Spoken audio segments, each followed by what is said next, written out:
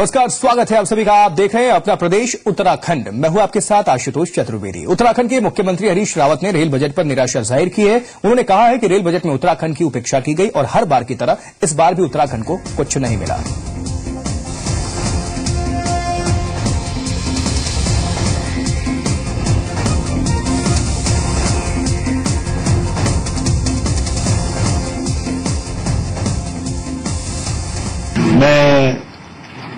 आज के rail budget ने हमको बहुत निराश किया।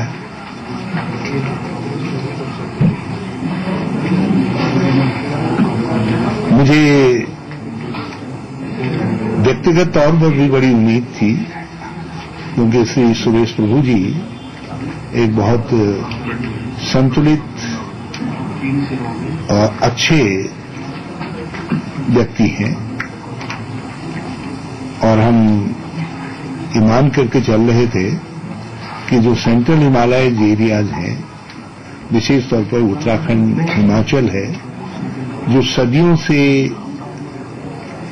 रेल बजट के मामले में उपेक्षित रहे हैं और पिछले 10 साल से जो मदद हो रही थी, 10-12 साल से जिस तरीके से, उसमें वो आगे भी बढ़ेगी, मगर उन्होंने हमारे किसी भी कंसर्न को, किसी भी चिंता को एड्रेस नहीं किया। तो पहाड़ के लोगों को इस रेल बजट से काफी उम्मीदें थीं, लेकिन इस बजट से उत्तराखंड के लिए कुछ भी निकलकर सामने नहीं आया, जिससे देहरादून में लोगों में मायूसी है। अफसोस है और जनता में बहुत नाराजगी है। जनता चाहती है यहाँ पे कोई बढ़ोतरी नहीं हो रही है, कोई गाड़ियों को नई गाड़ियां भी नहीं आ रही हैं। हर स्टेट से एक कोने से दूसरे कोने गाड़ियां चलती हैं, जैसे आसाम से बेंगलोर, आसाम से मद्रास, जम्मू तवी, इस तरीके से। लेकिन उत्तरांचल से कहीं भी जाने के लिए गाड़ी जो है आपको न बेंगलोर के लिए हुई है, न कभी मद्रास के लिए गाड़ी हुई है। अभी एक गाड़ी जो चल रही है वो हफ्ते में इन्होंने 2 दिन की है। भाजपा के 5 सांसद जिताकर भेजना, यहाँ की जनता ने ये सोचा था कि भाजपा शायद उत्तराखंड के अंदर रेल का विस्तार करेगी, जो यहाँ की बहुत पुरानी मांग है, मगर उसको बिल्कुल सिरे से नकार देना, पूर्व की घोषणाओं को भी रद्द कर देना, इससे एक संदेश जाता है कि भारतीय जनता पार्टी उत्तराखंड के अंदर कोई विकास करना नहीं चाहती। ये संदेश रेल बजट के माध्यम से गया है और रेल के अंदर चोरी रोकने के लिए जो है रेल मंत्री ने कोई बात नहीं करी है। केवल ये कहा है कि हम भारत की जनता से कहेंगे कि झाड़ू ले और पूरी ट्रेन को साफ करते रहे। क्या 5 साल तक जनता केवल झाड़ू और सफाई करे? इस तरह के झूठे नारे जो प्रधानमंत्री ने दिए हैं, इससे जनता कहीं लोभ और खुश नहीं होगी। हर निराशा के बाद एक आशा भी है, क्योंकि उत्तराखंड ने 5 सांसद केंद्र सरकार को दिए हैं, तो उत्तराखंड के लोगों की भी मांग होगी और हम लोग अपने संगठनों के माध्यम से भी प्रधानमंत्री जी से मांग करेंगे कि आगे जो इस बजट में आपने उत्तराखंड की अनदेखी कर दी, लेकिन अगला जो बजट हो, रेल मंत्री जी से हम निवेदन करेंगे कि अगले बजट में उत्तराखंड की अनदेखी ना हो, क्योंकि मुझे लगता है कि पर्वतीय प्रदेश है और पर्वतीय प्रदेश में अगर रेल का संचार नहीं हो पाएगा तो इसका विकास आप देख ही रहे हैं, बाधित है। लगभग आप जब से उत्तराखंड राज्य बना तो उसका मुझे लगता है कि बहुत हद तक रेल मंत्रालय भी उसका जिम्मेदार है कि हमारे जो प्रदेश में बहुत अच्छा विकास नहीं हो पाया। उत्तराखंड के लिए ये रेल बजट जो है वो सिर्फ और सिर्फ मायूसी लेकर आया है। इसके अलावा जो पूर्व में वायदे किए गए थे रेल से जुड़े संबंधित लोगों के द्वारा कि 4 धाम यात्रा मार्ग को रेल से जोड़ा जाएगा, वो भी साकार नहीं हो सका है।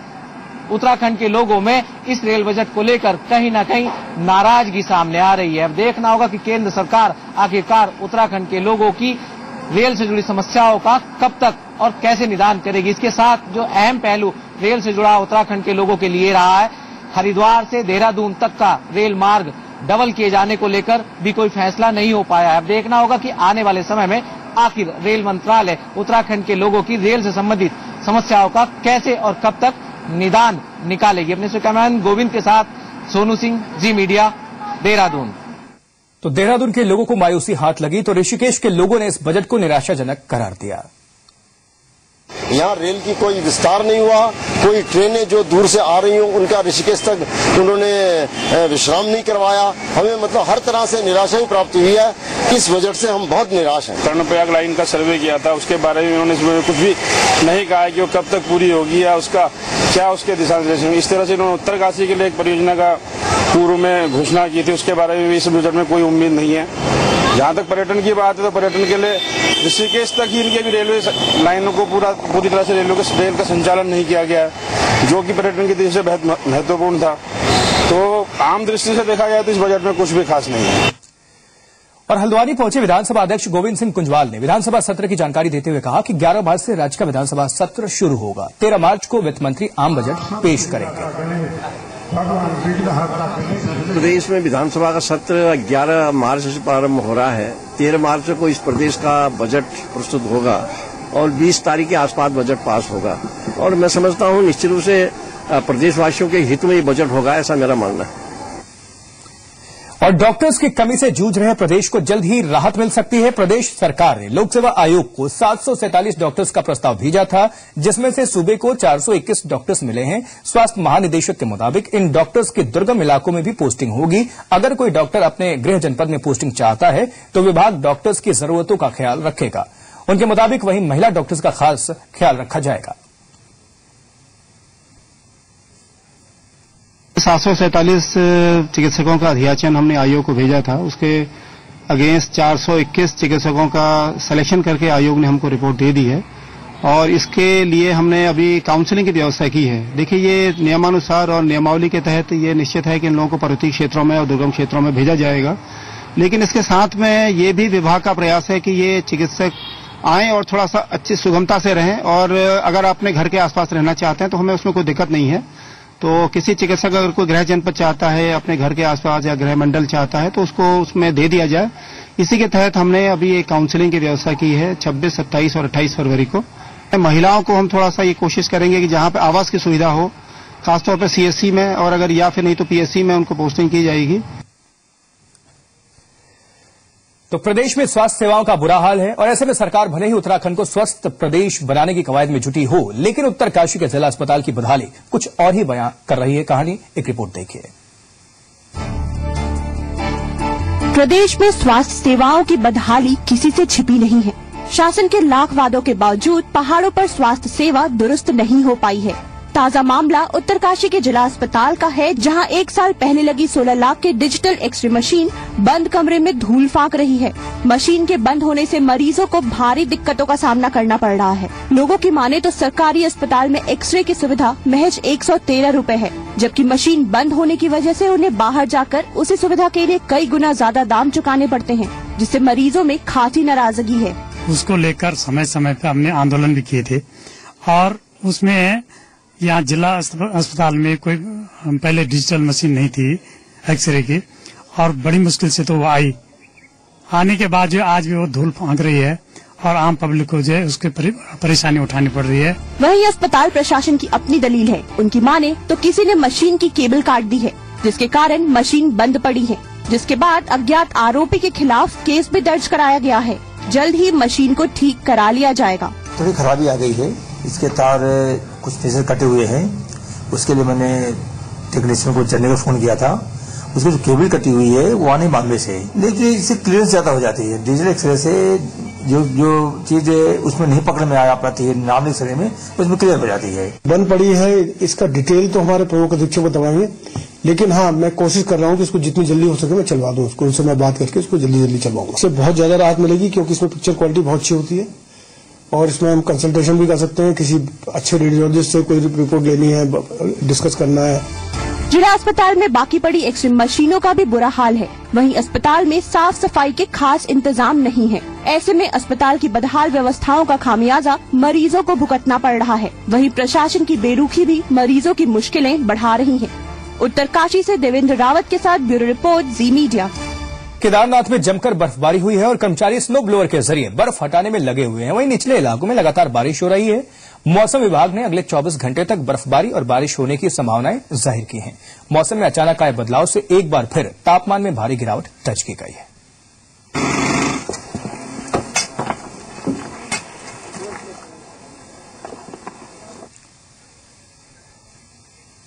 और चारधाम यात्रा की तैयारियों को लेकर ऋषिकेश में गढ़वाल कमिश्नर और आईजी की अध्यक्षता में बैठक हुई। बैठक में 15 अप्रैल तक यात्रा से जुड़े सभी काम पूरे करने के निर्देश दिए गए हैं।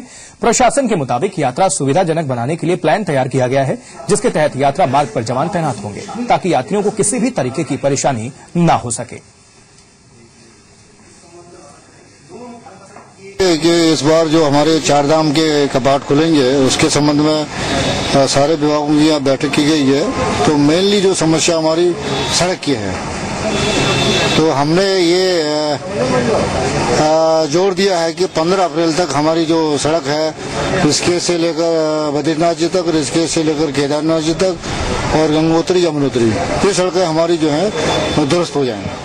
बिजली के बिल जमा करने के लिए लाइन में लगने का झंझट अब खत्म होगा। दरअसल ऊर्जा निगम कोटद्वार ने प्रीपेड बिजली मीटर लगाने शुरू कर दिए हैं, यानी जितने का रिचार्ज होगा उतने ही बिजली जलाने की आपको सुविधा मिलेगी। शुरुआती दौर में पावर कॉर्पोरेशन ने अस्थायी कनेक्शंस को ये मीटर देने शुरू कर दिए हैं।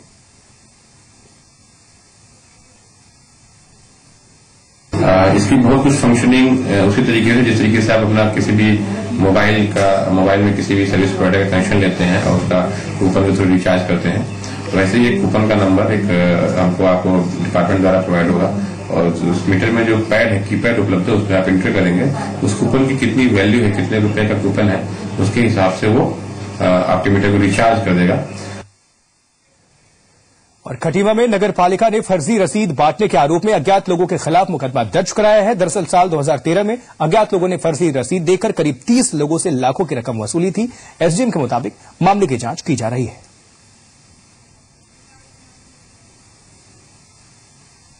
होने के नाते ये मेरा उत्तरदायित्व बनता है कि मैं इस फर्जीवाड़े का खुलासा करवाऊं।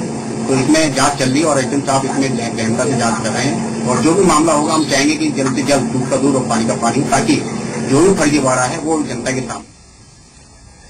अल्मोड़ा में मजदूरों ने अपनी 12 सूत्रीय मांगों को लेकर जिला कलेक्ट्रेट पर प्रदर्शन किया और कई जगहों पर जुलूस भी निकाला। मजदूर संघ ने अपनी मांगों को लेकर केंद्र और राज्य सरकार को ज्ञापन भेजा है। उनकी मुख्य मांग है कि ठेका प्रथा खत्म कर उन्हें नियमित किया जाए और न्यूनतम वेतन 15,000 रुपए हो। साथ ही आंगनबाड़ी कार्यकर्ताओं को राजकीय सेवा दी जाए।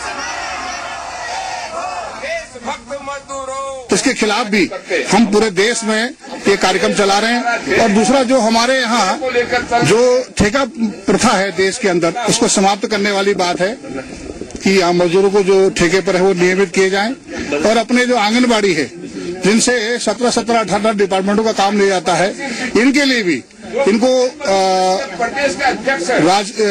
राजकीय सेवा इनको दी जाए। अल्मोड़ा में डीएम ने बैंकों के अधिकारियों के साथ बैठक की और बैठक में बैंकों की समस्याओं को लेकर चर्चा की गई। आपको बताया कि साथ ही डीएम ने केंद्र और राज्य की योजनाओं की भी समीक्षा की और बचे हुए कार्यों को जल्द पूरा करने के निर्देश दिए। इसके अलावा डीएम ने सभी बैंकों को सुरक्षा व्यवस्था बढ़ाने और सीसीटीवी कैमरा लगाने के निर्देश दिए हैं।